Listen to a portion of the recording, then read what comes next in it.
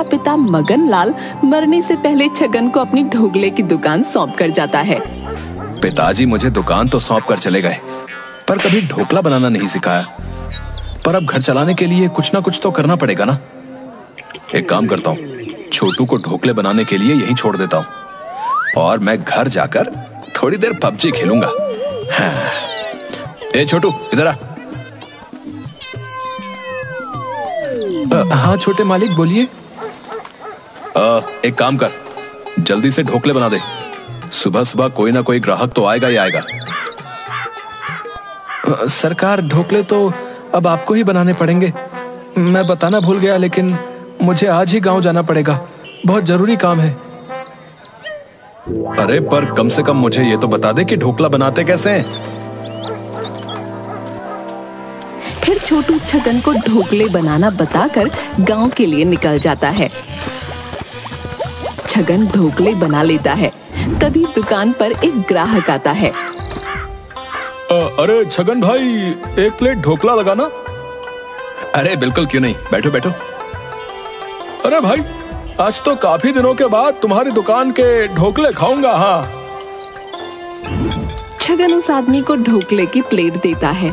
आदमी एक ढोकला मुंह में रखता है और बहुत खराब मुंह बना लेता है और छगन के मुंह पर ही ढोकला थूक देता है। भाई ये क्या बदतमीजी है, ढोकला खाना ही नहीं था तो बनवाया क्यों? मैं तुम्हारे लिए फोकट में बैठा हूँ। अरे भाई, एक ढोकला खुद चक्कर देखो और फिर मुझे दोष देना।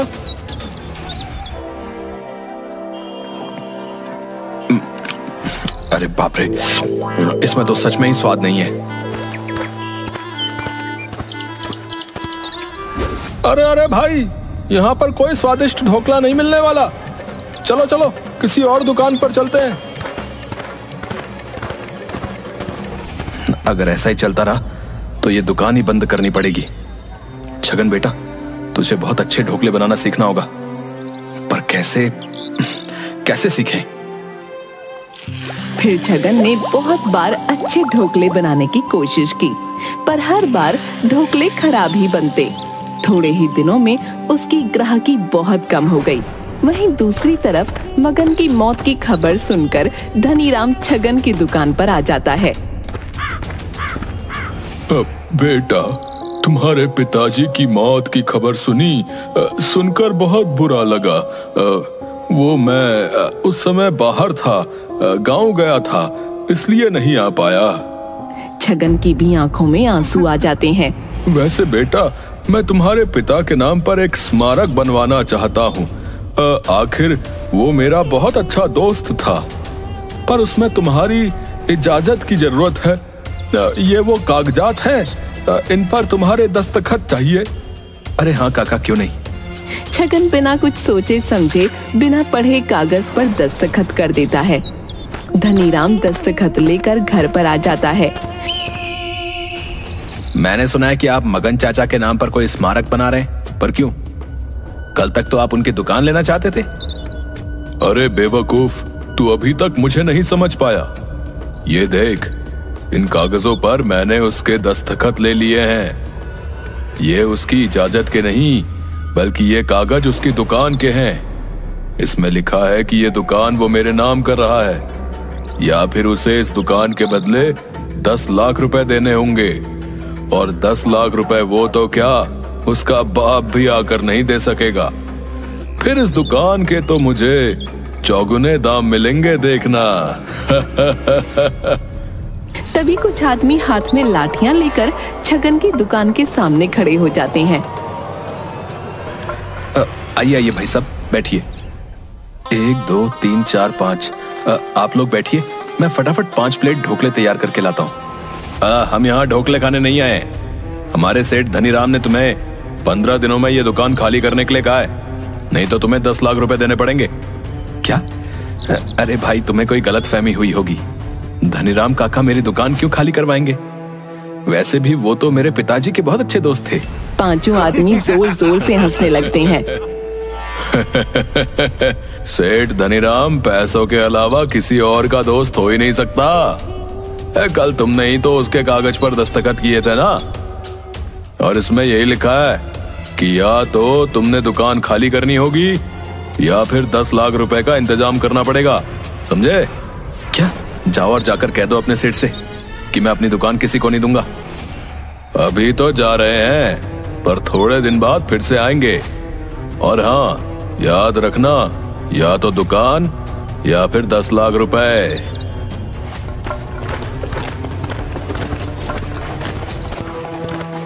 परेशान छगन रात को वहीं दुकान पर ही सो जाता है।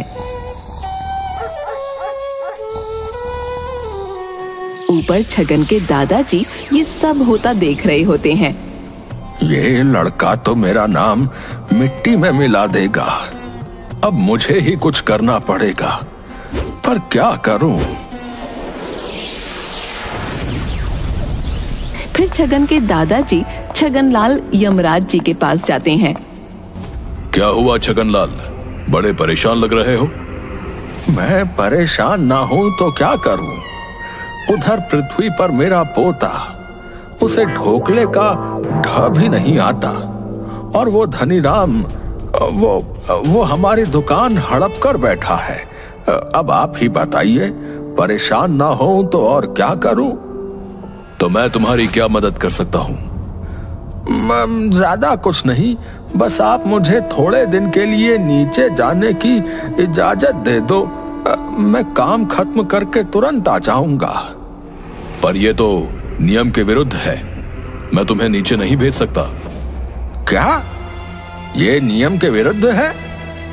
और जो आप छुप छुप कर स्वर्ग की अप्सराओं से मिलने जाते हो, आप अभी रुकिए, मैं अभी देवी धूमरोना को आपकी सारी करतूतों के बारे में बताता हूं। अरे अरे, तुम तो बुरा मान गए छगनलाल, वो तो मैं बस ऐसे ही मजाक कर रहा था। अच्छा, तो इजाजत देते हो कि नहीं? नहीं तो मैं अभी सब कुछ पता कर चला जाऊंगा। ठीक है, चले जाओ, पर हाँ, जैसे ही तुम अपनी दुकान बचा लोगे, मैं तुम्हें फिर से ऊपर बुला लूंगा। ठीक है। फिर पृथ्वी पर अचानक से बहुत तेज हवा चलने के साथ साथ बारिश भी होने लगती है। छगन सो रहा था, तभी बारिश की बूंदें उसके मुंह पर गिरती हैं।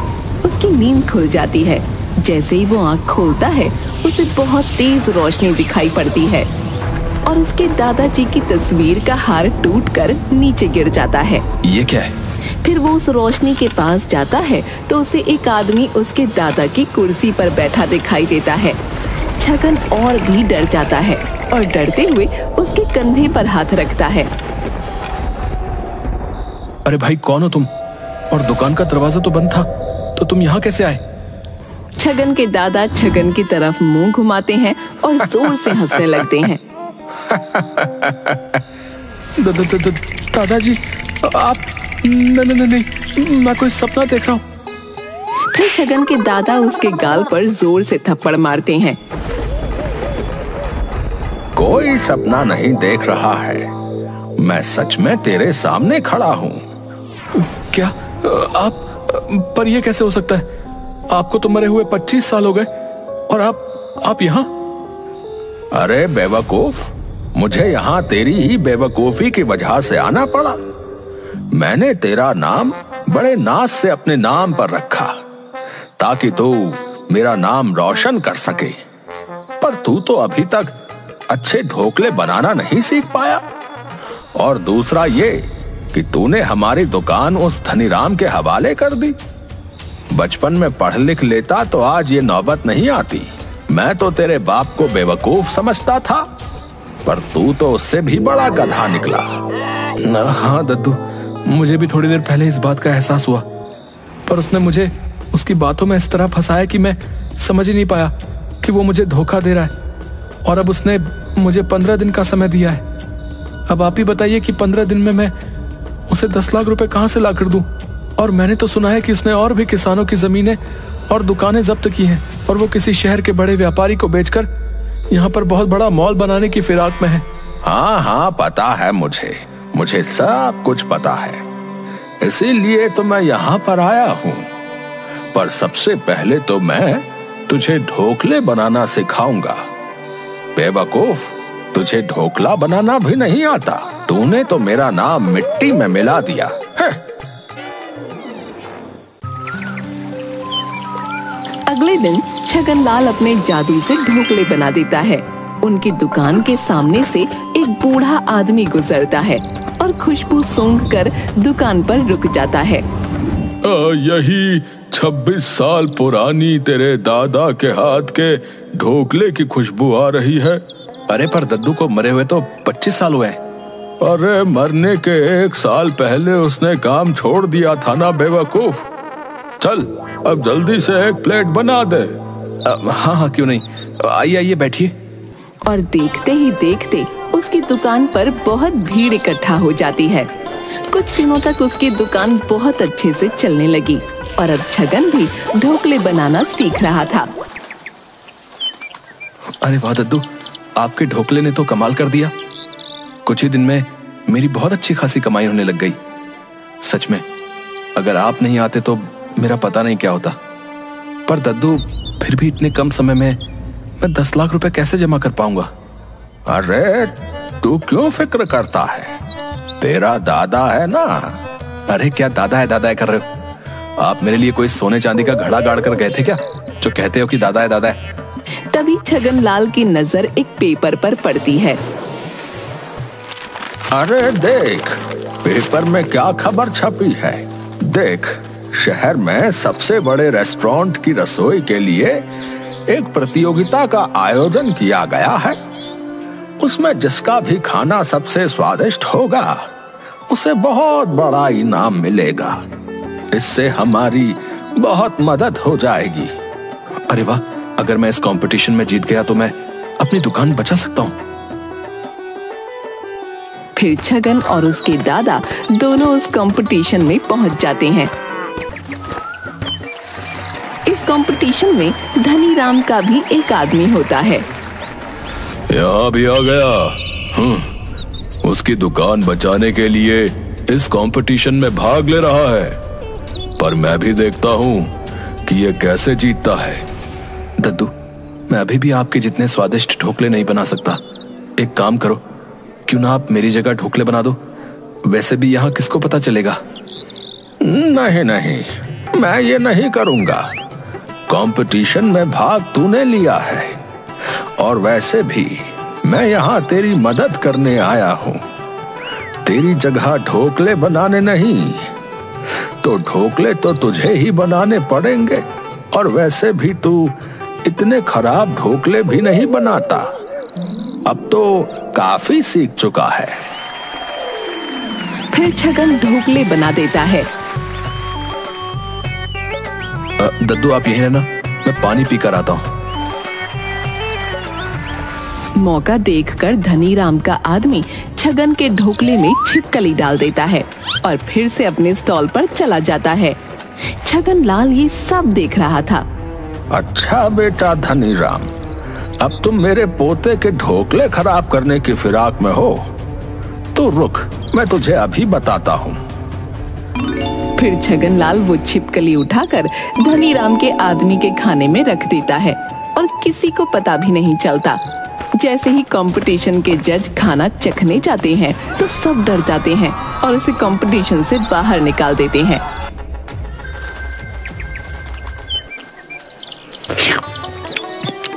अरे वाह, तुमने तो बहुत ही ज्यादा स्वादिष्ट ढोकले बनाए हैं। ऐसे ढोकले तो मैंने आज तक नहीं खाए।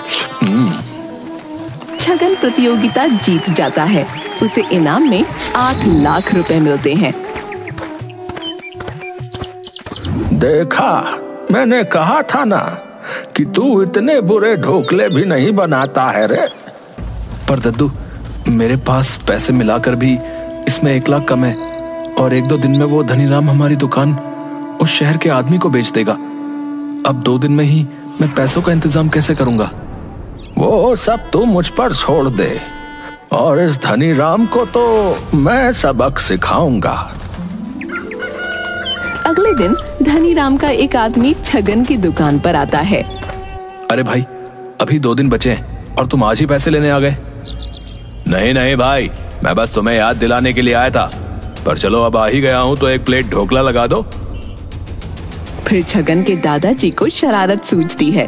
छगन उस आदमी के लिए 1 प्लेट ढोकला लाता है और छगन लाल उसमें मिर्ची रख देता है। धनीराम के आदमी के कान में से धुआं निकलने लगता है। अरे भाई, अरे ये तूने क्या किया? मिर्ची, वो मिर्ची। अगले दिन धनीराम उस शहर के व्यापारी से मिलता है और वहाँ पर छगनलाल भी पहुँच जाता है। धनीराम उस व्यापारी को सारे जमीन के कागजात देता है। ये लीजिए सर, ये गांव की जमीन के पेपर्स हैं। अब आप बेफिक्र होकर यहाँ मॉल बनाइए।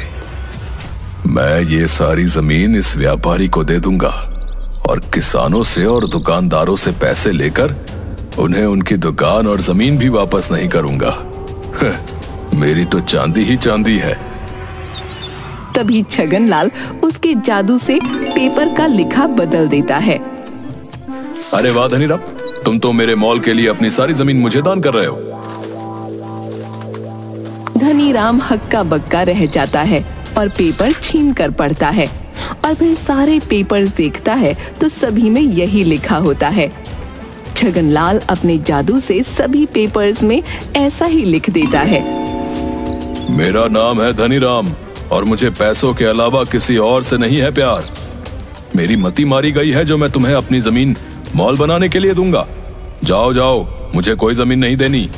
और ये सुनकर व्यापारी वहाँ से चला जाता है। यह कैसे हो सकता है? मैंने तो किसानों के और दुकानदारों के पेपर्स रखे थे, ऐसा कैसे हो सकता है? फिर छगनलाल धनीराम को डंडे से मारने लगता है। अरे अरे अरे अरे अरे अरे अरे ये कौन है और मुझे क्यों मार रहा है? अरे अरे मुझे क्यों मार रहा है? अरे अरे भूत, अरे भूत। अब पैसों के लिए किसी को परेशान करेगा हैं? बोल बोल, अब किसी और को पैसों के लिए परेशान करेगा? धनीराम को कोई नहीं दिखाई देता है, सिर्फ आवाज ही सुनाई पड़ती है। अरे नहीं नहीं नहीं भाई, भाई कौन हो तुम? मुझे माफ कर दो। मैं कभी भी किसी को भी पैसों के लिए परेशान नहीं करूंगा। अब अगर किसी को परेशान किया तो अंजाम इससे भी ज्यादा बुरा होगा, समझा? अब जाओ और सभी किसानों और दुकानदारों से जाकर माफी मांगो, नहीं तो। अरे माफी, मैं सभी के पैर पड़ूंगा, पर मुझे जाने दो। वहीं दूसरी तरफ छगन पैसों के लिए परेशान रहता है। अरे छगन, क्या हुआ? दादू, आज आखिरी दिन है और अभी तक पैसे जमा नहीं हुए। अब हमें हमारी दुकान उस धनीराम के हवाले करनी पड़ेगी। तभी धनीराम छगन की दुकान पर अधमरी हालत में आता है। अरे धनीराम, तुम्हारी ये हालत किसने की? अरे भाई, मुझे माफ कर दो। मैं लालच में अंधा हो गया था। मुझे तुम्हारी दुकान नहीं चाहिए। मुझे माफ कर दो। मैं सभी से माफी मांगने के लिए आया हूँ। मुझे माफ कर दो। छगन समझ जाता है कि ये सब उसके दादाजी की करामात है। ठीक है, पर आगे से किसी को भी परेशान मत करना। देख लिया ना, बुराई का अंजाम बुराई होता है। दद्दू, ये सब आपका ही कमाल है ना? छगनलाल हाँ में सिर हिलाता है। आपने तो कमाल ही कर दिया। अगर आप नहीं होते तो न जाने मेरा क्या होता। आप ही की वजह से मैं ढोकले बनाना भी सीख गया हूँ और अब मैं आपका नाम और भी रोशन करूंगा। हाँ मेरे बेटे, मुझे तुझ पर गर्व है, पर अब मुझे जाना होगा। मैं यहाँ सिर्फ अपनी दुकान को बचाने के लिए और तुझे सही राह दिखाने के लिए आया था। पर दादू, कुछ दिन और रुक जाते। रुकना तो मैं भी चाहता हूँ, पर रुक नहीं सकता। पर मेरा आशीर्वाद हमेशा तेरे साथ है। ऐसा कहकर छगनलाल की आत्मा गायब हो जाती है।